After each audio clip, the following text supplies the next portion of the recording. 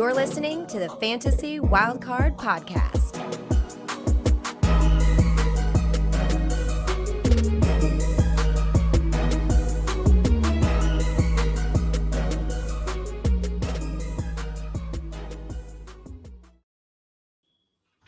Yes, hello everybody and welcome back into the Fantasy Wildcard Dynasty show. Today, we are going to go over some NFL Combine winners and losers and chat about these 2024 rookies for the first time in depth this year. So really, really looking forward to it. With me, as always, is my amazing host, Kev. You can find Kev over on X at the Dynasty Mind.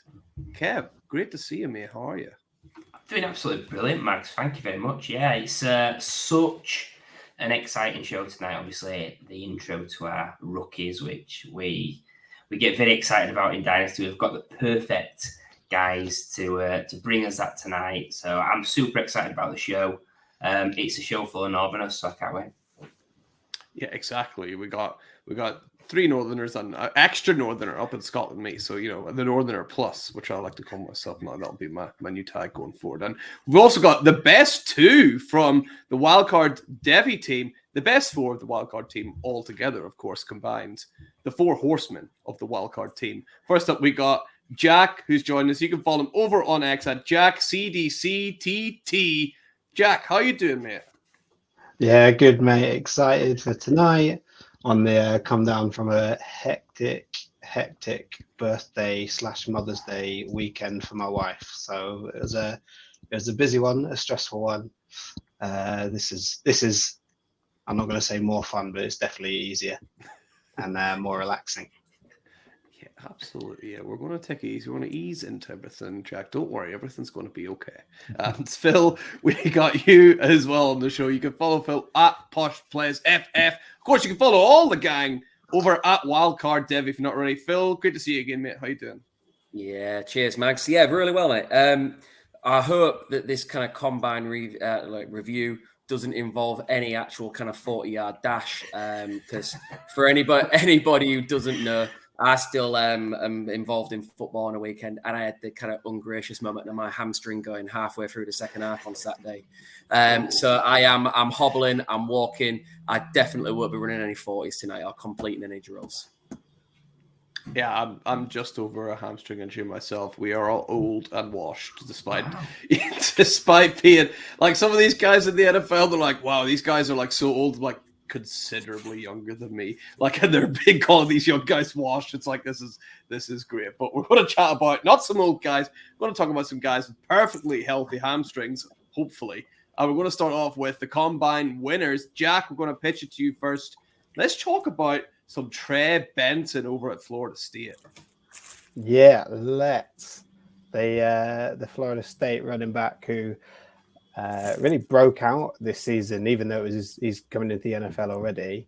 But he overcame his knee injuries to perform at the combine, to actually be there. And he showed a lot of why people are excited about him. Like a lot of the metrics that we kind of already knew. He's 6 foot. He's measured in at like 216 pounds, which I don't think is a surprise, but is a really good weight and size for an NFL running back. Something that gives him that opportunity to be a 3-down back, which I think some of the other running backs in the class don't have. And so that put Trey Benson in a good position, like from the off at the combine.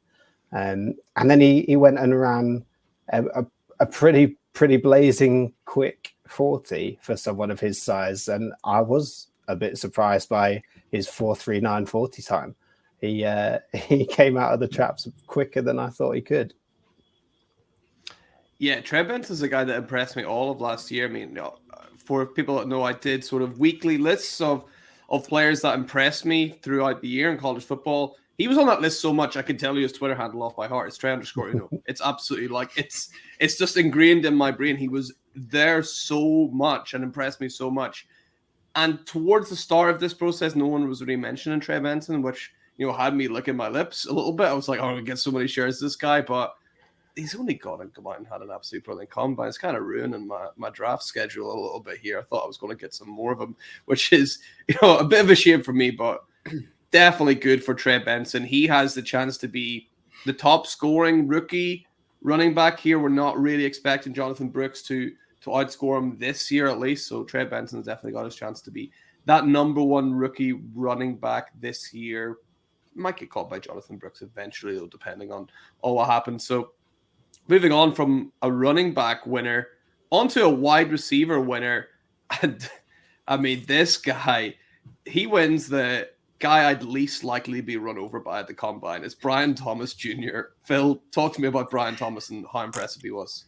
Yeah, so obviously everyone kind of classifies the wide receivers at the moment as the big three and then everybody else. So you've got your Marvin Harrison Jr., Malik Neighbors, and Rome Odunze, and then all the others. And trying to separate them has been a bit, everyone's got their own opinion on it, and there's no real kind of consensus after that. And Brian Thomas, really, after such a brilliant season at LSU, kind of jumped into the frame when before, in his two previous seasons, by and large, he'd done next to nothing. And he really burst onto the scene. And he needed a good combine, and man, he delivered big time. He really, really did. So at 6'3", 210, he's a bigger bodied guy. And we knew, when you watched the LSU this year, we knew that one of his key strengths is kind of running those deep routes. We knew he had impressive long speed, but we didn't quite realize it was 4.33 long speed. He ran a blazing 4.33 with a 1.50 10-yard split, which means it's not just the long speed. It's like the acceleration off the line to open up quickly as well. And it's interesting because he is a bigger guy. Like when you're moving at 6'3", 210 pounds and moving at that speed, it really is quite a fright to see. You said it yourself, Max, you won't want to get in the way and stop him, and by the looks of that 10-yard split, it gets up to speed quickly. Listen, he was always going to test well, but I don't think anybody had him down to test the best. When you look at the next gen stats, he actually kind of scored fourth out of all wide receivers after the big three. And obviously the next gen stats doesn't take into account for the fact that Marvin Harrison didn't actually test. And Malik Neighbors didn't test either. So, he's done incredibly well. I do think there's a little bit of a concern about kind of double scoring. Like, he is a height, weight, speed guy. We expected him to be run fast, and he did. So be careful of that kind of double scoring and over-evaluating him. And I do think it kind of hid a wobbly bench press. I know receivers aren't renowned for their bench press, but he finished dead last. And when you look like Tarzan, but potentially play like Jane, that physicality might not quite be there yet. He's done what he needed to do. But it doesn't necessarily mask all the cracks that appear on his game film just yet. Yeah, like a disclaimer, first of all, like wide receiver scouting is not my forte. And I've got to admit, like previous years, if I was looking at Brian Thomas, I'd be all in because he's got everything you mentioned, Phil, the height, the weight, the speed, the size, everything that you wanted in that typical exciting wide receiver. And I'm sure, obviously, Jordan's not here tonight as well, but he's someone that I can imagine Jordan, like he likes the bigger guy because he's 6'5", like Mike Evans. But Brian Thomas, I think, would be going in rookie drafts back end of round 109, 110, that sort of range. And I don't want to scare people here, but it's very Quentin Johnston-like, I think there's a wide range of outcomes. I still think he's very raw as a prospect. I think it could go in his favour. That last season where he had 17 touchdowns at LSU just highlights what he can do. And then you've got to think, is that his talent shining through that he's used a little bit differently? He's showing that explosiveness where he didn't in year 1 and 2? Or is it part of being in offense with Neighbors taking away some of the attention and playing with Jaden Daniels as well? So it's really interesting. I think a guy that I follow, JJ Zachary, said his rookie guide actually points out a few comps for Brian Thomas Jr. and it's not great. He's got Quentin Johnston in there. He's got Terrace Marshall in there. Hence why I would have been in on previous years. But I do appreciate for me, he's slightly better than Quentin Johnston profile-wise just by doing it in the SEC. But there's definite risk there. I think, personally, I'm not fully out. But if I'm gonna be buying into him, I'm very aware that it could go Quentin Johnston like. Yeah, I think the big difference, the big difference is the hands. He's a much better natural catcher than Quentin Johnston, who looks like he's wearing oven boots. As are all of we. True. I might not have a hamstring, but I can catch. He's got more natural hands. He's a more natural kind of over the shoulder catcher on those deep balls, and he could early doors be a guy that just runs 9 routes over and over again and looks to get deep whilst he develops that kind of skill set running routes underneath. But you're right, the risk is definitely there. Red Zone as well. It seems to be not mentioned. Brian Thomas Jr. led college football in touchdown receptions last year by a considerable distance. And it's not really brought up too much, which I find kind of odd. I mean, does that mean he's due for some regression? Maybe. But I think that's sort of a nice sort of extra layer to his game that people aren't bringing up as much. So he's got some things there to work on. But definitely, Kev, you mentioned the word raw. For me, that's something that stands out from. But these players get better as well, which is great. Raw, like the jungle. Raw, yes, raw with an R. Like Tarzan. Yeah. Absolutely. And going from one speedy winger to the speedy winger, Jack, right? We got Xavier Worthy, wide receiver out of Texas. What a combine he had, right? Yeah, I mean, I think it was announced today he's already been enshrined in Canton because of his combine performance. So how can you not have him as a combine winner?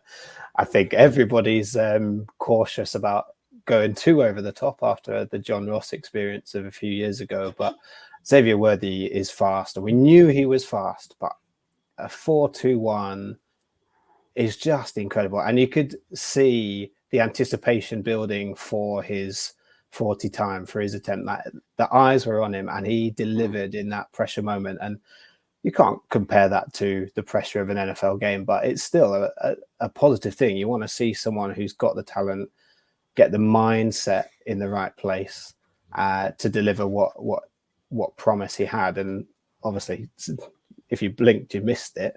But he ran so quick. So good on him for getting into Canton already. I think my main positive on the back of that is that Xavier Worthy does play at that speed as well. It's not just that he's trained for this event because he's really athletic. Xavier Worthy has shown at Texas that he can play really fast at a real high speed, and he can utilize it really well to create separation. The problem that I have with him is nothing to do with his speed. It's to do with his drops. We mentioned Quentin Johnston just earlier, and Xavier Worthy reminds me a bit of Quentin Johnston with his hands. There's just some real lack of concentration, a bit of a lack of conviction as he goes for contested catches in particular.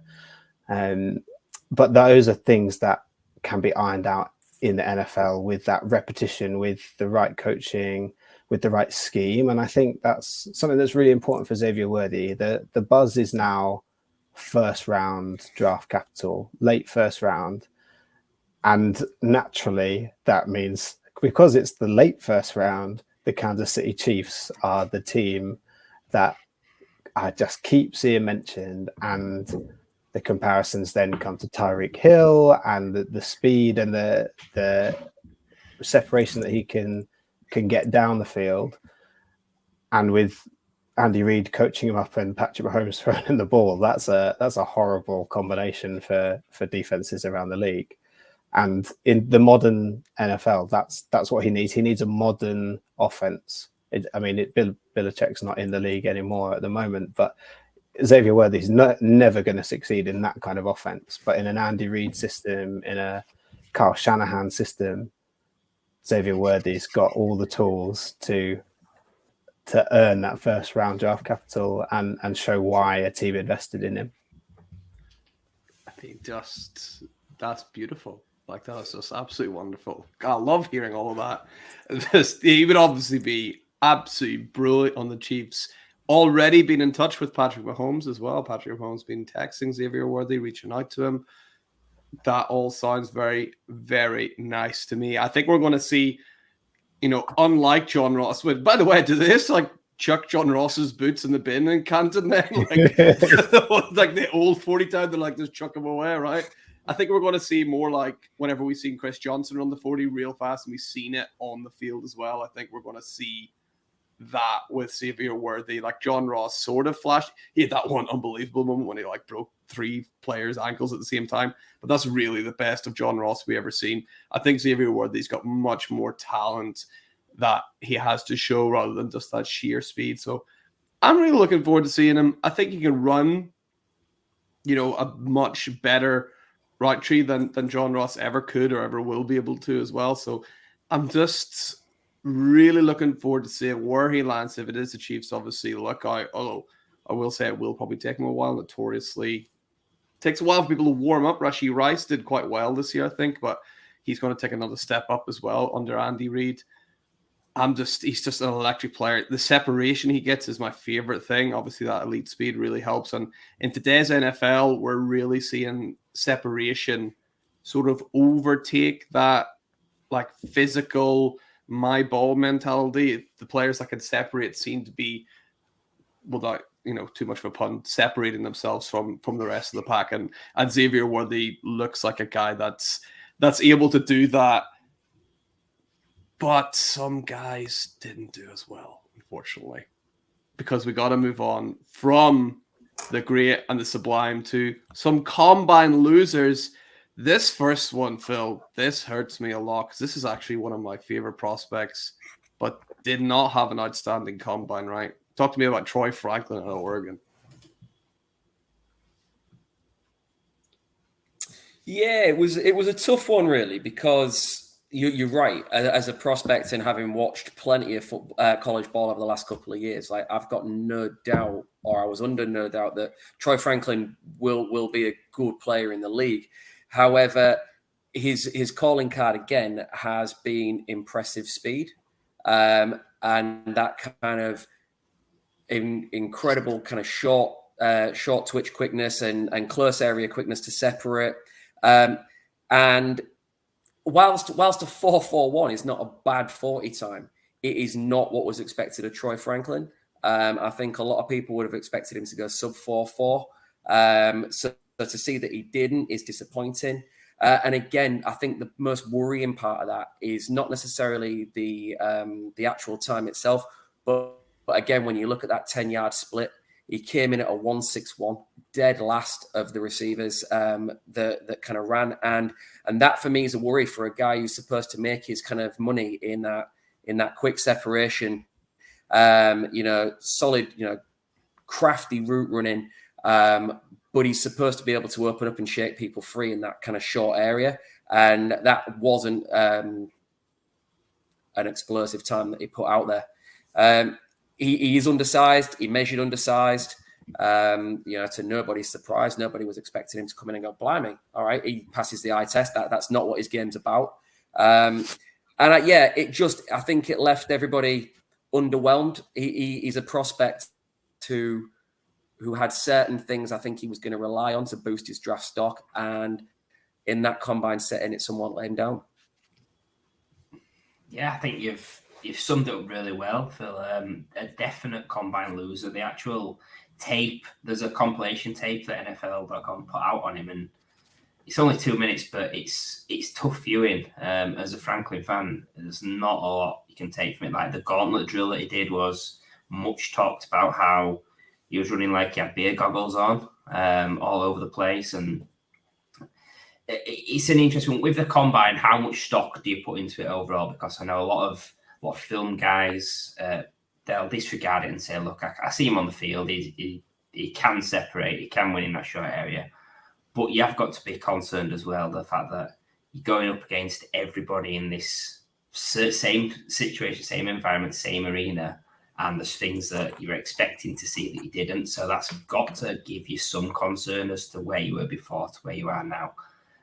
In terms of my own thoughts on Franklin, I'm not massively concerned about the combine, just because I think looking at some of his tape, and I've not watched a ton, he had a really solid game in his toughest match against Washington this season, which would have been great to get George's thoughts on that as a Washington fan as well. prospect-wise, really difficult for me. I think complementary guy that wins deep, maybe someone like Marvin Mims, potentially Jameson Williams. We'll see how they progress. I think that could be an indicator of what Troy Franklin could be. I think best case outcome would be Jordan Addison, but I just don't think that's gonna happen now with what we've seen at the combine. It's put some red flags in my mind. Yeah, there's a lot of interesting things. Troy Franklin, though, he's the kind of person that I didn't fully expect him to run that 40 that well. I don't know if you boys thought the same, but I have a funny feeling if it was a 100-yard dash, Troy Franklin would be doing a hell of a lot better. He doesn't have that initial off the line. It's when he gets going and gets into top gear, that's whenever you see Troy Franklin separate a little bit more. So would you predict that as well? If it was actually like an 80-yard dash or doubled it, then we'd see Troy Franklin right up at the top. Well, I think to come in at 4.41 over the entire 40, yet get off to one of the slowest 10-yard splits of anybody there, you know, just shows that he does get up to that speed eventually. Yeah. But it does concern me about him, you know, getting away from men at the line at the next level. I think Kev's onto something that could be a real concern. Yeah.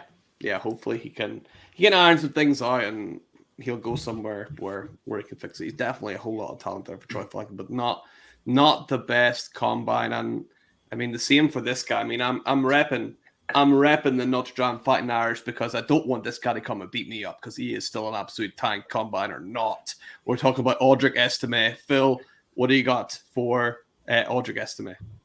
It feels like I've just been brought in to put the boot into people, doesn't it? But listen, have you seen that Jim Carrey meme with that? Oh boy, here we go. This is what this one feels like because Estime had one job: don't be slow. Like, because we know that his game's based on power. We know that it's based on grinding through the tackles and running over people because he's never been on tape the most elusive. He's not got the quickest defeat. He's got powerful legs that'll keep churning for yards after catch. He just had to not be slow. And he was slow. He was really slow. A 4.71 40, you know, there were linemen that were getting close to scores like that. You know, defensive linemen were kind of beating him. And again, a slow 10-yard split, one of the worst 10-yard splits of all the running backs who put a 40 up on the board. And so on tape, one of the knocks of him is he does look slow to reach the line. And there was a question about whether that was processing speed. Is he too slow in waiting for holes to appear and then trying to make up for it by pounding through there and really running hard and running over you afterwards as a result? I think the concerns about that processing speed combined with such a lack of explosiveness getting to the line now will probably take him off some people's boards entirely. There's a very real chance he's dropped himself into that kind of UDFA kind of territory or late day 3. And it's ironic because the rest of his testing was very much as expected. He jumped well, which kind of shows he's got that explosive element to his game. But that acceleration is he had one job. He had one job and he didn't manage to pass the test. Yeah, he was slow. Like, he's slower than even, I think, maybe his biggest detractors, maybe what he thought he was going to be. That was, really, really not good. Whenever you're closer to 5 than you are to 4, it's not a good start. And he was a lot closer to 5 than he was to 4. So, not the best showing from him. I mean, if it was, I keep throwing out these hypothetical 40s, but if you had to do a 40 with someone on your back, I reckon you might win, but that's not what we're testing here. He has absolute brute strength. He's an absolute bruiser, but I mean, most NFL teams have got a guy just like that already, just this bruiser that they can bring on, if they want to. Like, he's kind of, while he might stand up in college, I think the style of back that he is sort of a dime a dozen in the NFL. Like, you've got people like Royce Freeman and people like that who have just sort of been journeyman kind of players for a while now. So it's hard to see a team really going, that's our guy. He's going to have to luck himself into a situation where he becomes a goal line back or people get injured, I just don't really see how he paves out a successful career in the NFL. Never mind for your dynasty teams where like the PPR running back is king. He's not going to catch anything. Like he's not touching a thing. So you're touchdown dependent, which is just, unless you're David Montgomery in a perfect situation, it's just never good to rely on things like that. So future not looking too bright for Esme, but again, if you're watching, please remember I'm wearing this jersey and don't come find us and beat us up because we are terrified of you. So moving on from Audric Estime into another guy, breaks my heart a little bit to say this, but not as fast, almost like his teammate Troy Franklin, not as fast or as explosive as we thought he was going to be. Jack, right? This is Bucky Irving, again out of Oregon. What's happening to these Oregon guys?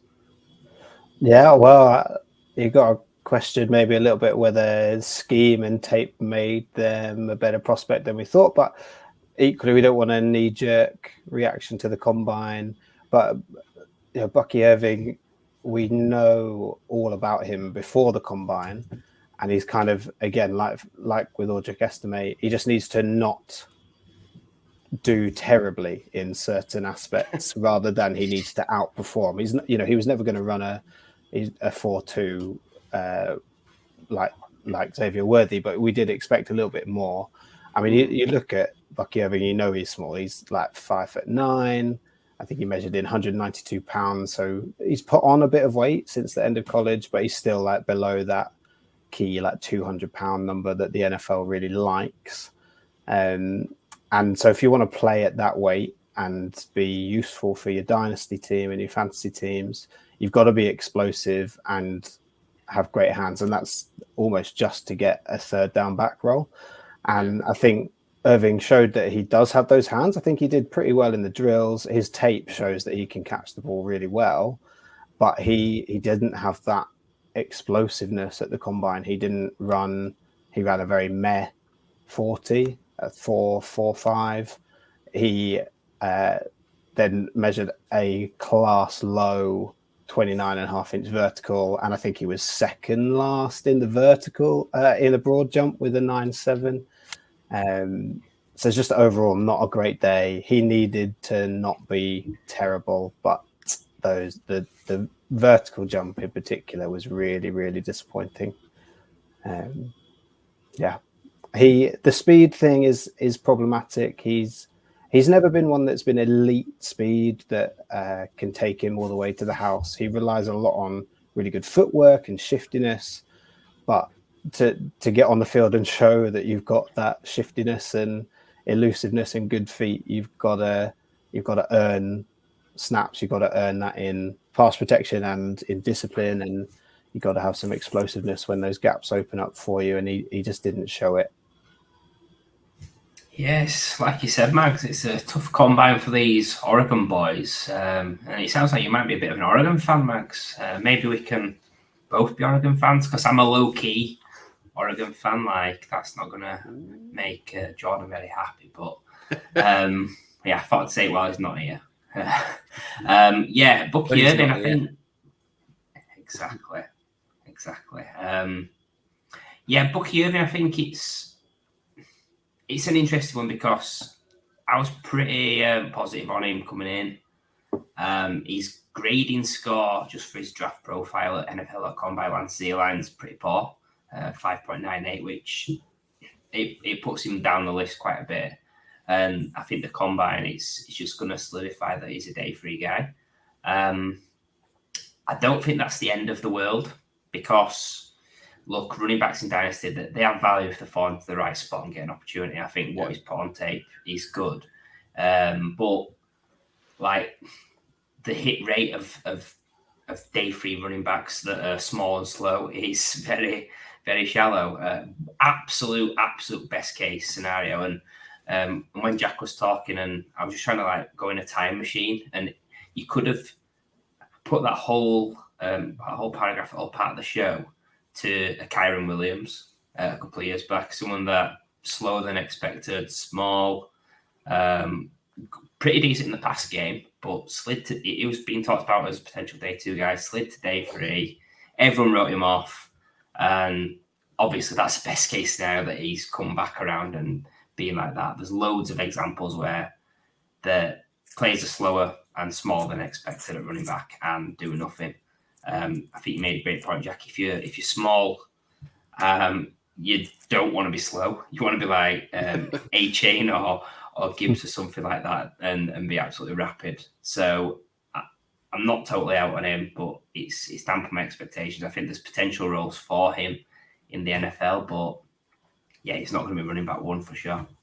Yeah, it feels more disappointing because this running back class all seem to be bunched together.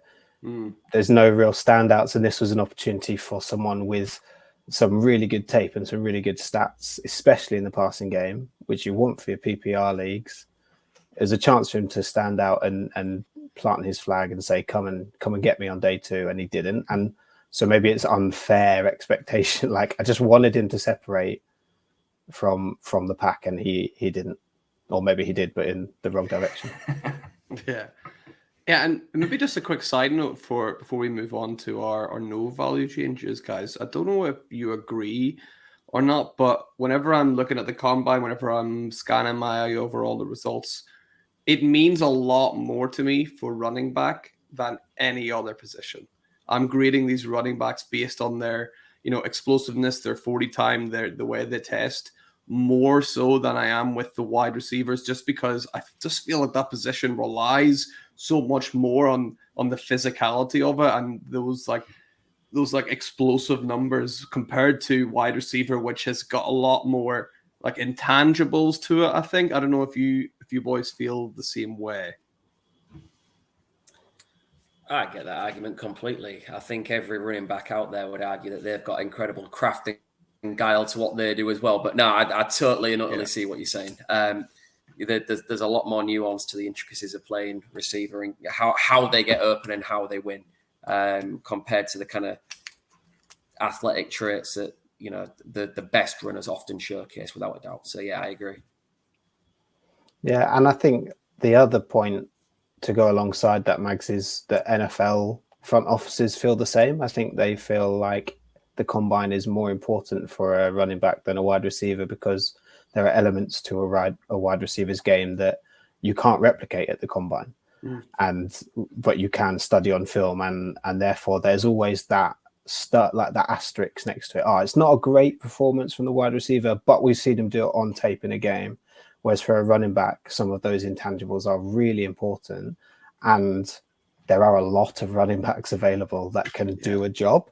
So if you're not standing out as a running back at the combine, you're going to slide down a priority list, I think, when you've got people who are, we've just seen the free agency class go wild today. Yeah. There's Antonio Gibson just got paid for some reason by the Patriots. I don't know why my Patriots did that. So you've got to stand out more than the guys that have been there, done it, have some NFL experience. And that's why I think it's more important for running backs too. Yeah. Kev, you agreed as well? I would just think if you had explained, because Mags has inadvertently called all running backs basically idiots. Just guys, not idiots, just less talented. Just less talented. No, I think you're on something. Like, we see wide receivers. Wide receivers that come in all shapes and sizes, and we are going to a more diverse sort of grouping that have success. Running back, a certain degree as well, just not to the same extent. Like Jack mentioned, 200 pounds is a big number that NFL front offices talk about, the community talks about. I'm hoping guys like A-Chain can dispel that number as such. I think Gibbs came in at 199. If you just wait £1 more, you'd be elite. But you see a lot less of that at running back. I think running backs, you're expecting to showcase that athleticism, and it can be a death sentence for me if they don't. Yeah, absolutely. So let's move on then from winners and losers to the guys that they came in and they kind of did exactly what most people thought they were going to, and it hasn't really changed their value too much. Jack, we're going to pitch it to you first, and we're going to talk about Rome Odunze. So guy that came in, kind of did what we thought and didn't really move up, didn't really move down. Yeah, this is George's guy, so I've got to represent him well. So my caveat to him not being a winner is that the standard that we expect for Rome Odunze is so high because he has shown us that he is a really, really talented wide receiver. So we expected him to do really well, and he couldn't really have done much better, especially with he was the only real elite talent that tested everywhere. You've got quarterbacks and wide receivers who opted out of testing, but Odunze decided he was going to do everything, and he did everything really well. It's just we knew that he would, or we expected that he would. So he really impressed some front offices, and he'll have really impressed some old school, especially fans who will be like, yes, he has knuckled down. He's done everything at the combine, as you should do as an NFL prospect. You should be privileged to be in this position. And that will certainly endear himself to some fans. But there are also some like old school front offices that will like that attitude. And George mentioned, as I chatted to him before the show, he really wanted to get in the fact that Odunze showed that attitude in his interviews, but also in the drill. So he redid his 3-cone drill, that desperate to beat his own time, and not in front of the cameras, not in front of the crowds, but he stuck behind to just practice, and he knew that he could do better. And I think there's something in his mentality that Rome Odunze causes, like he has no drama off the field, no drama on the field, but when he is on the field, he fully believes that he is the guy. He is the best receiver in the game. That's what he thinks, and that's why he wanted to prove to himself that he could beat his 3-cone time, that his technique could be improved on, and he knows he's got those skills. So that's a big tick for scouts. His work rate, his effort, and yeah, it was hard. The benchmark was so high, he couldn't really win at the combine, but he did really well. I think Rome Odunze is a star. He was for me, and I'm including, in case you think I'm not including one player in particular, I'm including this guy too. He was the best wide receiver in college football last year. I know one guy, Marvin Harrison Jr., he was nominated for the Heisman Trophy. I thought Rome Odunze had a better year than Marvin Harrison Jr. last year. I don't think he's a better prospect, but I think on that 1 year alone, he was insane. Led college football in yards, led college football in a hell of a lot of things apart from that as well. I love that you mentioned that 3-cone, Jack. That was something I was going to bring up. He just could not get that far, Cody. He kept knocking it over, like just ever so slightly. But I just loved it. And I would not be shocked at all if he actually, because of this, if in the actual NFL draft he overtakes Malik Neighbors and gets drafted before him, that would not shock me at all, because you're right, you got these old school GMs, these old school people in there who we've sort of been devoid of these big, strong, physical receivers. We look at the class last year, Jordan Addison, JSN, Josh Downs, all these smaller guys. Rome Odunze is sort of a weird throwback. So there's teams that have these gaps here, and Rome Odunze is perfectly able to fill them. So I don't think he will overtake Malik Neighbors in my Dynasty boards, but that doesn't mean he won't overtake him in NFL teams boards. So I think Odunze, we said no value change. I'm actually going to say, Jack, I would actually maybe say his value's gone up just slightly. Just slightly. Yeah, but love Rome Odunze. And I said that because George paid me to say that anyway. So moving on from Odunze onto a guy who, I mean, this might be harsh, Phil, but this guy just feels like he might be the forgotten man of this draft, right? Will Shipley out of Clemson. Yeah, so I wanted to mention him as a no change because I'll let you in a little secret. If you don't test, nothing changes. And Will Shipley opted out of all testing. There is mixed opinion as to the reason why. He did pick up an injury late December as Clemson's season was coming to a close, and it could be put down to that.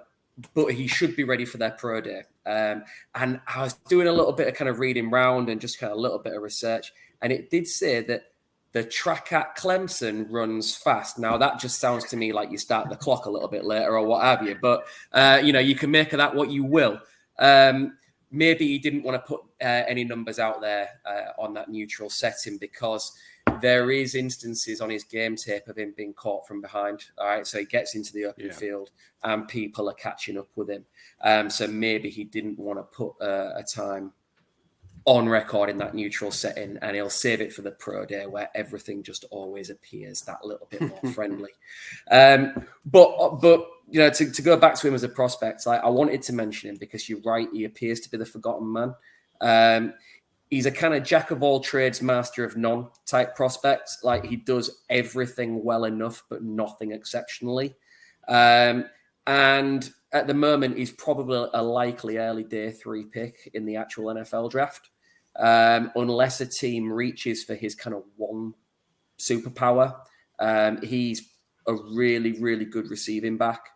And I just thought it was the perfect opportunity to mention him again and kind of bring him back to our forethoughts after not being involved in the combine, because ultimately this isn't just about reviewing college prospects. It's about reviewing what they might potentially do for our dynasty rosters.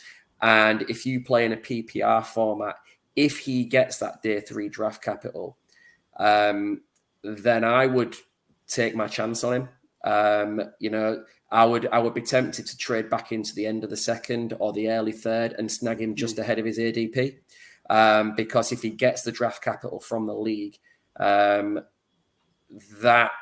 could be the deal breaker in terms of his receiving ability. If the league's out on him, though, then so am I. I will just kind of put that caveat in there as well, because I don't think he does anything else well enough to kind of warrant that that high pick.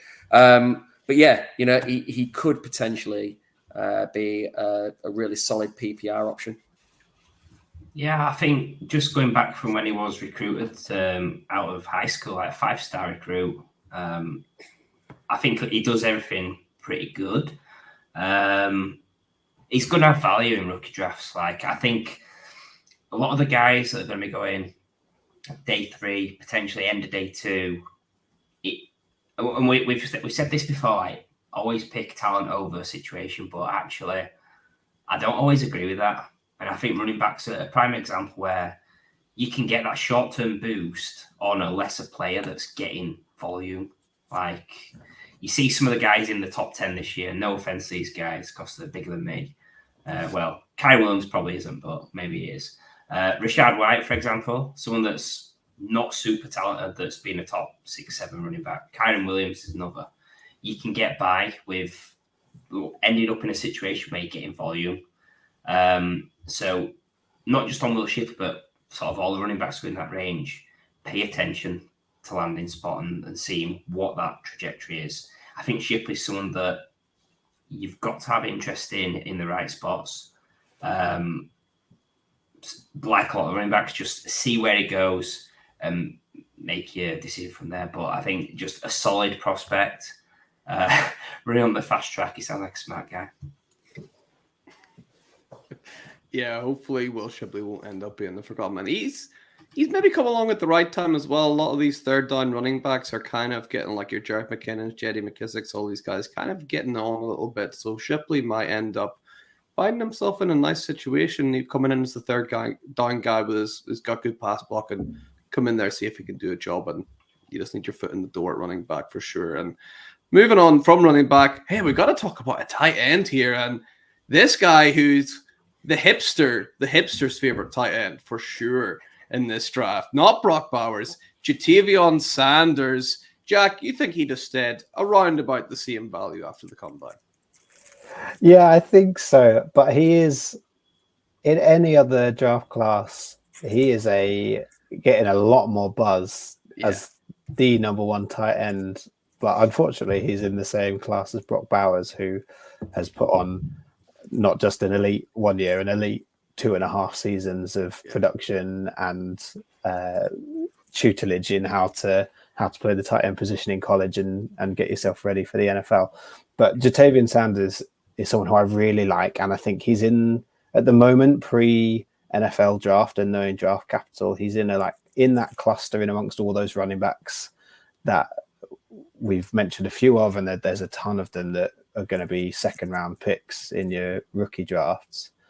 And Sanders with good draft capital could elevate himself above those. And he didn't do himself any harm at the combine in earning day 2 draft capital. I think he's another one who just, his combine showed exactly what he was good at in college. He's someone who is quick, but not that quick. He's someone that's big and quite athletic. He's not the old school massive blocking tight end, but he does do a good job as a blocker. So he's really shaped himself into a modern NFL tight end, someone who is a threat across the middle and deep, quite like TJ Hawkinson in his running style and the routes that he can run. He's got really good hands and he is excellent through contact. Now, these are all things that you can't test at the combine, especially that catching in contested situations, but it's something that he does so well that Brock Bowers didn't really have to do. So I think that's why the hipsters really love Jatavian Sanders, because he does things differently to Brock Bowers, and he fights through that contact really well. I think he will probably do a lot of drills at his pro day. He didn't do any, I don't think, at the combine. And like Phil said, you can't harm your stock too much by not participating, especially if you do then do it at your pro day. So hoping to see a really impressive vertical jump and broad jump, as well as maybe a bit of an improvement on his 4.69 40, which again, it's not bad for a tight end. It's certainly not bad for someone who's 6'4", 245 pounds, but it's not something that gets tongues wagging, if that makes sense. Yeah, Sanders is just, I think he's going to be someone that you're going to, this time next year, you're going to be just delighted that you got someone like Sanders in the second round. NFL draft-wise, there is the smallest chance he goes round 1, but I think it's very unlikely. The only real landing spot I see is like Miami at 21, which I think is too rich for him.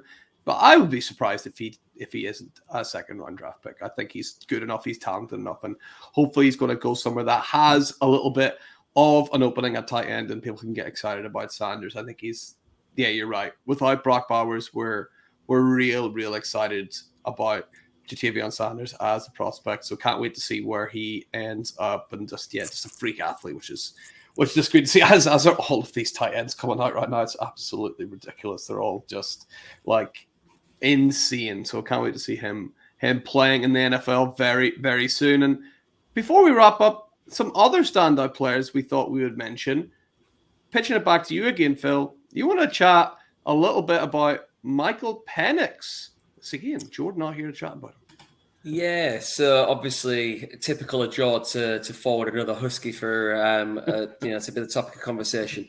Look, Michael Penix, like we've just kind of talked some people down for going in and not doing the job that was expected of them. Michael Penix went in and did exactly as advertised, and I think now the biggest thing for him was what happened away from the field. Like he was kind of medically cleared by just about every team that was there, if you to believe what's said, which was obviously his biggest question mark going into the entire process. Like, would he pass the medicals and be medically cleared and be on teams' boards? Now he is. When he went out there, doesn't he? I mean, he's got an NFL arm, and I know it's that cliche, but the way he spins it, the way he passes that ball, it looked different to the other guys. The other guys really looked like they were trying, and he just looked like he was in there doing what he does and having fun. And that was my biggest takeaway. That was my biggest takeaway for Penix. If anything, I think he now we know the medicals are clear. He's gone out there. You knew what you were going to get in terms of his perhaps lack of athletic profile. But my God, he just knows how to play quarterback, and he looked incredibly calm, composed, poised. He showed all the levels of touch you want from his arm, and yeah, more power to him. I look forward to seeing where he goes now. Yeah, it's so interesting because I think if you don't watch his game, if you don't know anything about him, you can just look at the stats and see this is a guy that for 4 years battled injuries at Indiana, didn't put up a ton of games, moved to Washington and had 2 great seasons. Last season got to the national championship. He's a pocket passer. He's not bringing a ton on the ground, so that caps his floor and his ceiling. But he's got a ton of arm talent. There's no denying that. I still have a bit of concern with the injuries, just how many he had over the years there, and draft capital is going to be major for me. Like, I'm expecting to see a trend in Dynasty where people are more into QBs at all levels because of how many backup QBs started last season. I think round 2 and 3 rookie draft QBs are going to be highly covered on that basis that people get an opportunity. So I think I'm not totally discounting him, but I think a lot will depend on where he goes. Like, I personally don't see him going in round 1, but if somebody trades into round 1 to take him at the end, that's going to massively change my view on him. It's going to get me thinking, can he be in that realm of possibility that like a JJ McCarthy level or a Bo Nix level or someone of that ilk? I think if he doesn't, if he's a day 2 prospect, he can't be going in round 1 of rookie drafts. He's got to be round 2 or 3 and just see where he goes, where he slides. But I'm open to the possibility. I think for me, the big one is draft capital, because there's lots that I like on tape. There's lots that I like with the stats. There's just a few reservations as to how the league will view him, being an older guy that's had 6 years in college. Yeah, one of the most interesting players to keep an eye on for sure. That draft capital, that's going to really mix things up when it comes to draft day. If he gets that day 1 draft capital, you're going to have some serious questions to ask yourself when it comes to the back end of that first round, because Superflex drafts, you probably should take him, but there's going to be a lot of people that are going to let him slide anyway. So let's move on to a player that people might let him slide because they're going to draft this guy instead. Keon Coleman, wide receiver out of Florida State. Phil, what do you like about Keon Coleman? What stands out about him? Wow, that feels like a loaded question because I'm not sure if there is anything. Nice. Listen, no. Look, his combine was really interesting because there are moments of exceptional tape, and there are moments, particularly in the second half of last season, where he went completely missing. Probably when Florida State needed him most. And he seems to be a really, really polarizing prospect, and I can kind of see why. So I wanted to bring him up to mention because, at his size, were we expecting him to run a blazing 40? No. But I think we were all expecting better than 4.61. 4.61 is horrendous. For a wide receiver. And, again, the 1.58 split was, again, about as bad as it's going to get for a guy who wants to be, a receiver at the next level. However, he jumped okay, not exceptional. He's a big framed guy who's supposed to be this contested catch guy who can make all these catches over defenders. The stats don't back it up. And the jumping ability was very middle of the pack. He didn't excel or stand out in that area either. But then you watch the on-field drills, like get away from the kind of athletic testing and look at what he did in the kind of on-field element. And whilst you can't necessarily validate his speed with a stopwatch, like no denying that whatsoever, he looked plenty fast in that gauntlet drill, snagging balls with ease, tight to the line, and actually looked like a receiver, looked like a damn good wide receiver. And, he might be one that slides in the actual NFL draft and in dynasty drafts, like based on other people kind of excelling. and I just aren't quite sure I'm out on him yet. There's a sweet spot where I think I would still be really happy to take that chance. Kind of anywhere between the 111 to 202. I think I would still be more than happy to pull the trigger there, because the catches that he's put on tape, and how effortless he made that pass catching, elements of the combine.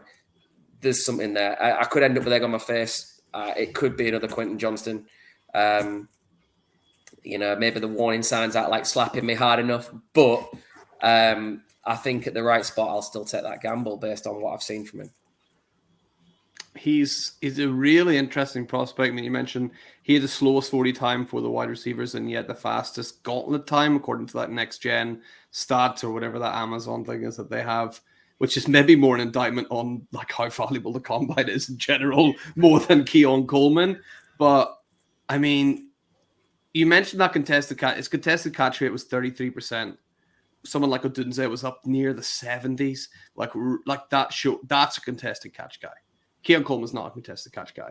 Whenever you're like getting 1/3 in not a super like weak division, but not a strong one either. So not great. His yards after the catch is outside the top 100 in college football. His receiving yards is outside the top 100 in college football. His deep yards is outside the top 100 in college football. He has no ability to separate from what I can see. No ability to win contested catches consistently. He had 2 weeks over 100 yards. He had weeks with 48, then 0. You might think he didn't play. He did. He played. 86, 22, 54, 66, 24, 53, and 24 again. So he had more weeks in the 20s than he did in the hundreds. You look at Tez Walker, played in the same division, had more yards, more 100-yard games, and only played 8 games. And Coleman played the whole season. I just don't really know what I'm looking. I don't know what I'm meant to see with him. But what I do see, and it's weird, I could say I can't put my finger on it. You mentioned Quentin Johnston. Quentin Johnston did not have this, but someone who did was George Pickens. He has that something. I don't know what it is. It's like that magic dust, right? I can't quite put my finger on it. You watch him not manage to do the easy, like the kind of frustratingly easy, but then watch him do the sublime and the ridiculous at times. Yeah. If you just kind of, again, YouTube scout and go and find his highlights, you will see some of the most insane catches. But you're right, like how much can you rely on it? It's interesting. I stayed off George Pickens at the way his ADP ended for very much the same reason.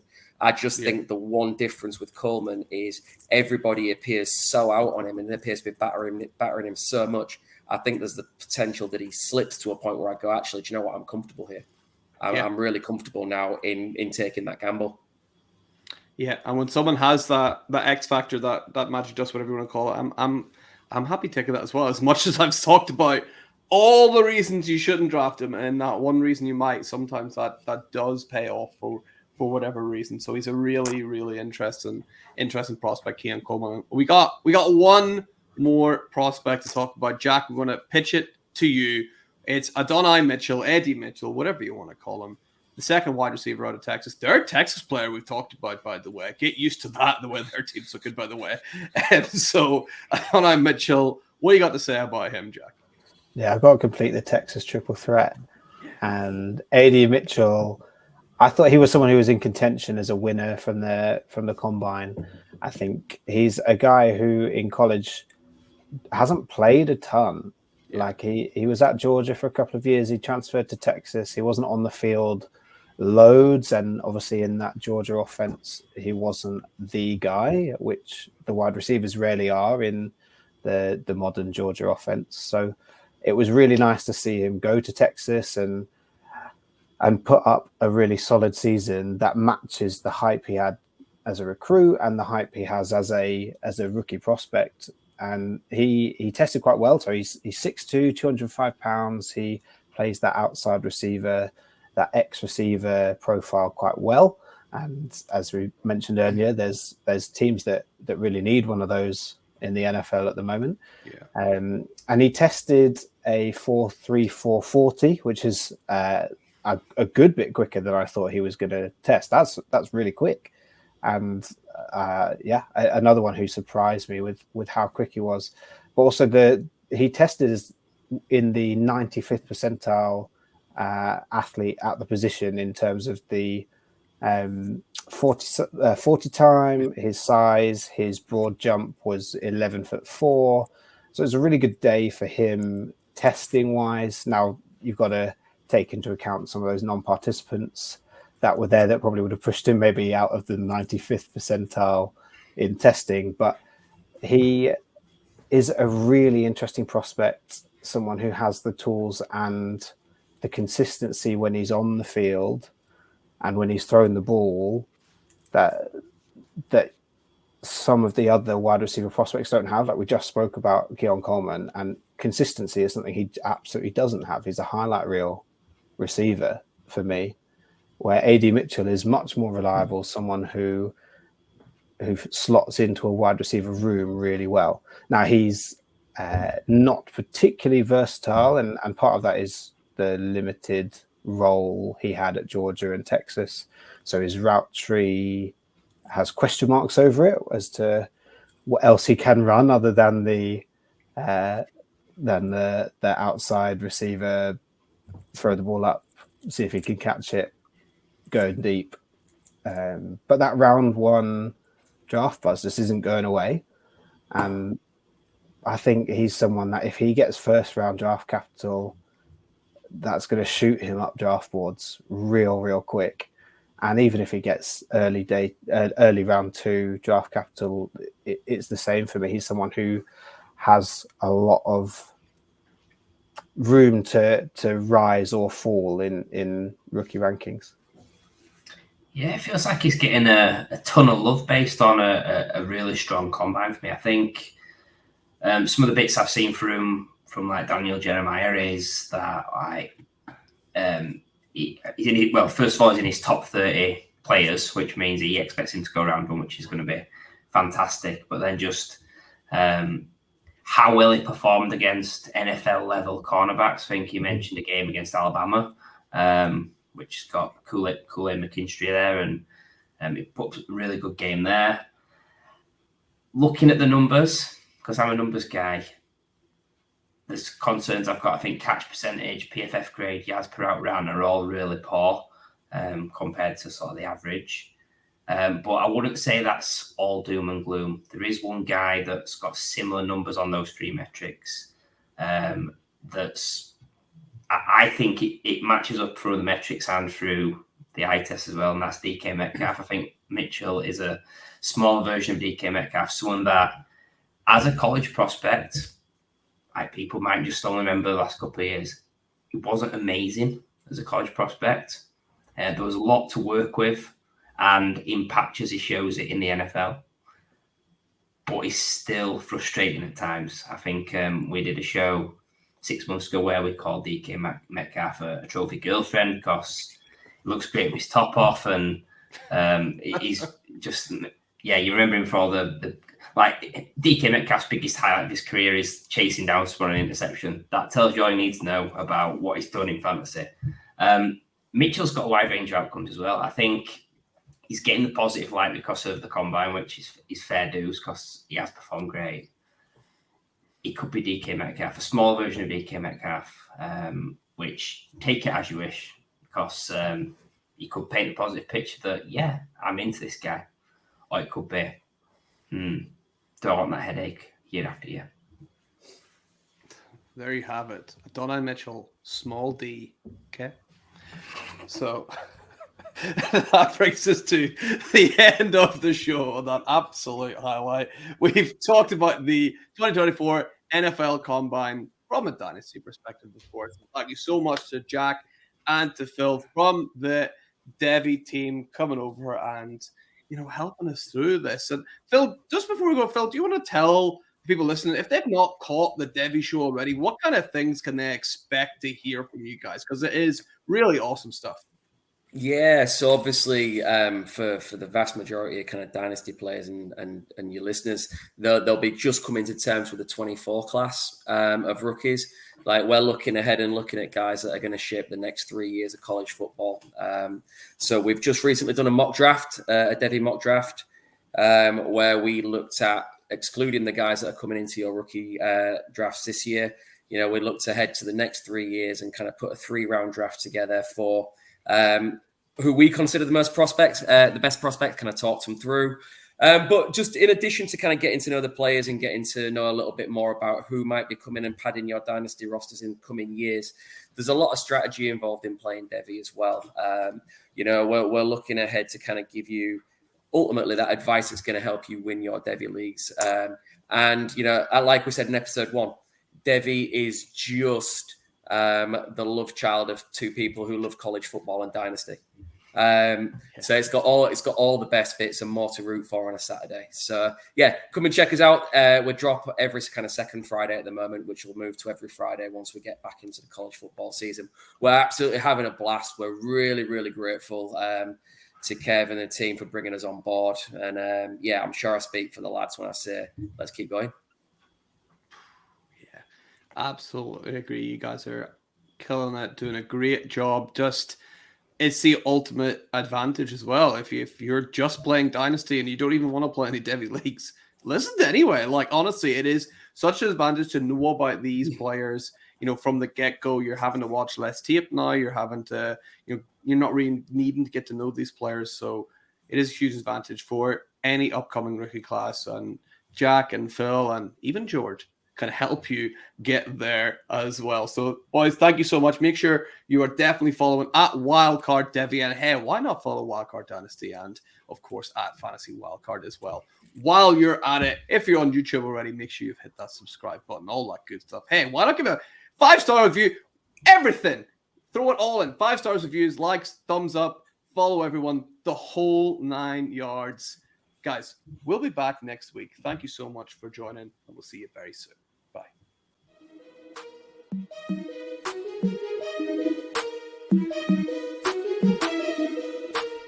When you have the wild card, you have the power to change the game.